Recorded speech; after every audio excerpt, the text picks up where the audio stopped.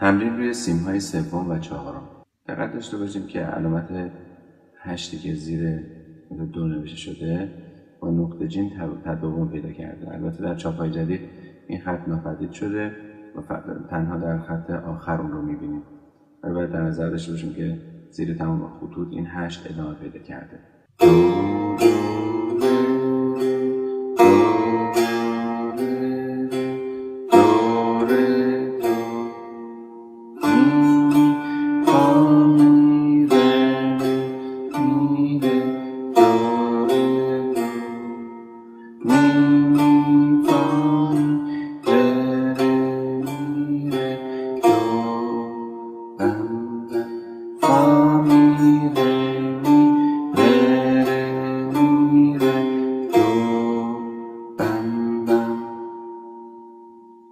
این قاعده رو به صورت 60 اجرا می‌کنیم.